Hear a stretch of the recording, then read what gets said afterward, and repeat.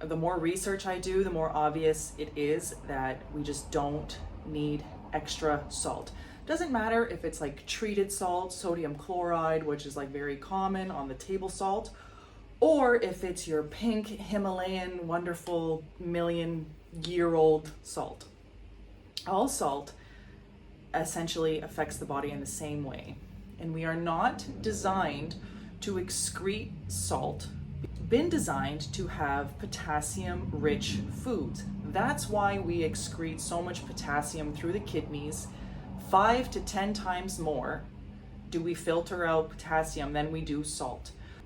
We need to eat more potassium-rich foods that are less salty so that we don't retain the extra salt that is going to eventually dehydrate you and lead to all kinds of hypertension type problems where you have high blood pressure. That is a prerequisite to diabetes, stroke, cancer. Like any disease is going to be incorporated with some sort of hypertension. We do not need salt in the excess amount that is added to food. In the last 200 years is when we've actually had a high salt modernized diet, a species specific diet of carbohydrates, which was high in fiber, high in plants, high in starches, high in fruits, which are all potassium rich sources, which have the bioavailable potassium and magnesium, which is a vasodilator, which means that it opens up your blood vessels so that you can have nice, clear, watery type blood flowing through, because you're not having a high fat diet, which would create a milkshake in your blood vessels. High potassium, high vitamin content foods, and then boom, we're introduced to this modern world of salt, and now we have all kinds of hypertension and blood pressure problems. There are multiple studies, but I'm just going to reference a couple that I've gathered from Dr. Rogers, which is in 1929, there was a study done on Kenyans, and they had zero hypertension. Zero. It didn't even exist in their society. This is a modern disease caused from modern problems from modern salt that we use every day. People salt their meat. Like, the meat has no potassium, it has no fiber. And by then I was already feeling that heavy suppressive feeling on my chest area. That's the first signs of nausea for me. A 3-year carnivore like me can still experience dreadful meat aversion, nausea, and meat sweats if you really push your boundaries. So sorry if it's TMI, I'm gonna just talk about poop talk now. So my poop this morning was straight liquid diarrhea. Okay, it actually woke me up. It wasn't me waking up and then feeling the urge. I was woken up by the urge. It was that bad. So I literally had to jump out of bed at 7 a.m., run to the toilet. I didn't need to do anything. It just came out. You can get all of your vitamins and minerals from plants. And oh, why do I take B12? This seems to be like a big issue here with B12, which everybody in the world, doesn't matter what diet you're on, you are deficient in B12 because it is a bacteria that comes from the soil that is just not present there anymore, because agricultural society that sprays and does all kinds of extra garbage to the food that we're eating. So everybody should be taking B12. Doesn't matter if you're a carnivore or a vegan or whatever you are. Kenya, no hypertension whatsoever, and obviously no diabetes, no fatty liver, like none of this. None of these modern diseases that people are plagued with, a high meat consumption, high fat consumption, high oil consumption, and highly processed food consumption, because that would mix in carbs, fat, and protein all together into some processed cake that you shouldn't be eating. Amazonian cultures have the exact same markers where there's no blood pressure problems. There was a hospital filled in Africa, a hospital filled with 1,800 patients, and not one of them was hypertensive. So this, for me, is just enough. It's enough information that is just so simple. We are designed to have potassium-rich foods. That's why we flush out potassium through our kidneys 5 to 10 times more than we do salt, because we need salt and potassium and magnesium and blah, blah, blah, everything else. But on a cellular level, salt and potassium work together to keep you hydrated and do all kinds of functions for your brain, for your organs, whatever. This is all like way beyond me. But it just makes perfect sense that we retain the salt, because in our natural habitat, in these carb-rich societies, there was no added salt, and the sodium was just present in the food, and that was enough to sustain the lifestyle, the hard work, whatever these people needed to do to survive and thrive on carbohydrates, they did with no added salt. But the amount of potassium that you would need to lethally inject yourself or overdose on potassium is 2,500 milligrams per kilo of body weight. I would need to have about 160 grams of potassium in a straight 30-second intravenous shot to the heart. That's what I would need to do. The equivalent of that would be the size of a bathtub filled halfway up with a banana smoothie.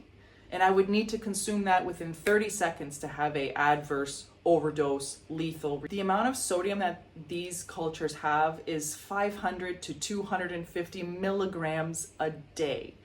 Most people would consume, 5 to 10 grams of salt, maybe more in a day. So, and then Dr. Kempner had all of his patients on under 500 milligrams a day of salt, sometimes even in like the hundreds of milligrams a day. And they were heavily monitored.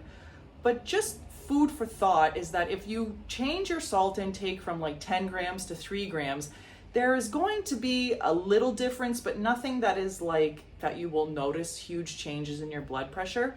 But when you go from 3 grams to like half a gram of salt, you will not need any of the blood pressure medication that you are on, or you will not have any like blood pressure changes or huge problems with anger, frustration, and things that cause people's blood pressure to rise even more because they're so dehydrated, so undercarbed, on coffee, on alcohol, on meat, on all of these things that just contribute to diabetes. So I've been to Peru and I've seen all of these sacred sites, and I was there for months, so I visited a lot of places, and one place in particular that sticks out in my mind is called Choqquequirao, and it is a sister site to Machu Picchu, but it is more difficult to get to.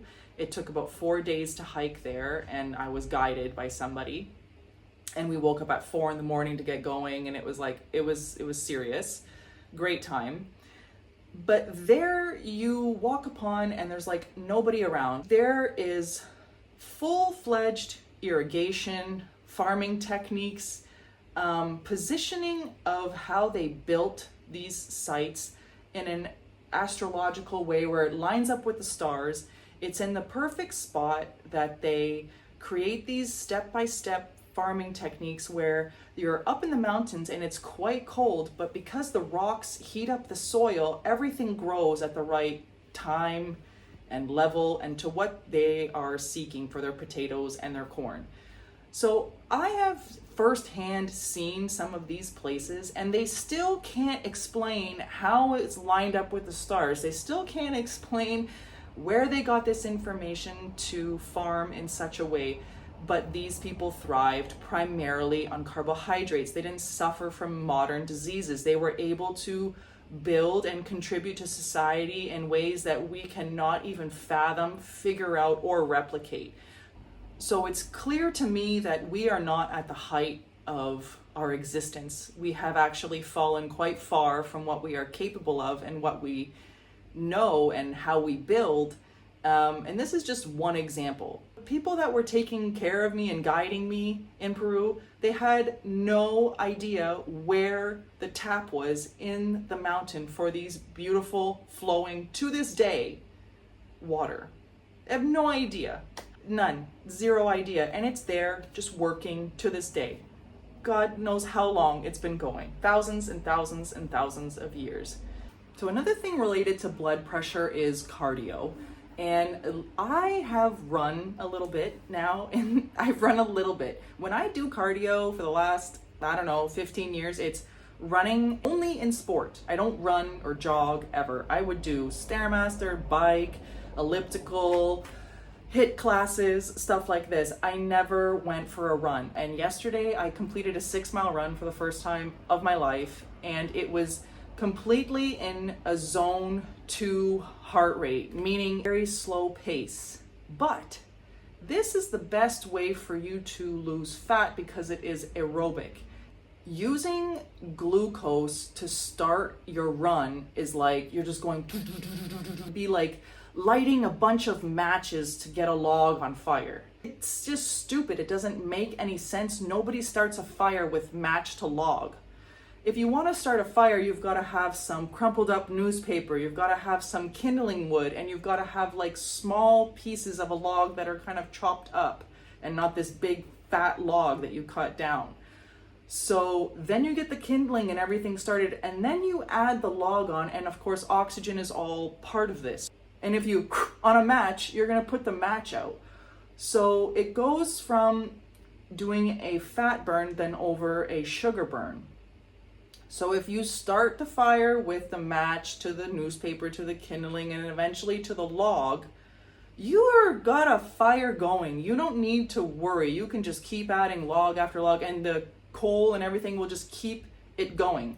If you sat there all day with matches and a log, it would be pretty horrendous, frustrating, and you wouldn't get very far very fast. It would take a tremendous amount of patience and hope that you're going to get this log on fire. So that's what it's like to burn sugar. That's like sprinting, right? That's your sprints, which are important, but I think most people can't functionally run without hurting themselves in a sprint. And so the zone 2 gives you a really good perspective on how your gait is, how your breathing is. Can you have a little conversation? Are you able to think about your day, your relationships, your ideas, whatever you've got going on in your life? Can you do that when you're sprinting? No, you can do that in a zone 2, meaning you're keeping your heart rate pretty low, somewhere around the 60 to 70% mark. That's when your mitochondrial production goes up.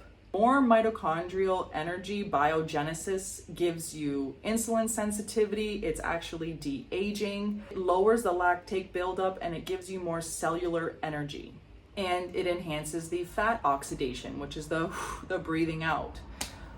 So I'm discovering how much longer I can run than I ever thought I could. When I say I have never ran 6 miles, which is about 10 kilometers in my life, I'm 100% serious, unless I did that in a basketball game, in a soccer game type thing. When I ran track and field, it was all short distance, and so that's what we practiced a lot. It was like sprint, walk, sprint, walk, sprint, walk, which is great for training, but for aerobic capacity and, you know, longevity and cardio. So to sum this up, I suppose, potassium is what we are designed to take in. Excess sodium is very hard for your kidneys to excrete because we are designed to hold on to it. So why would you be eating more sodium? Make it make sense. Excess sodium is only going to lead you to hypertensive problems, which include stroke, heart attack, diabetes, fatty liver, insulin resistance, whatever. All of this is just extra problems that you don't need. Hello? Oh, fruit juice is slowly killing us? Number 4 that's killing us slowly is fruit juice. Oh, fruit juice is slowly killing profits. Okay. I know it's a stupid joke, but like, let's be serious, guys.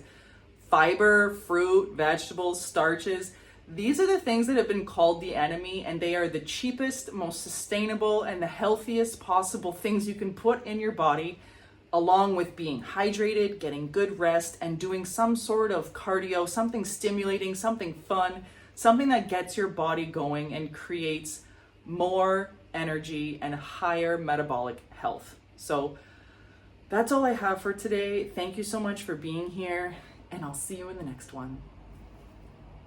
Well, number 1, carbohydrate is for the weak. Number 2, the carbohydrate is not necessary.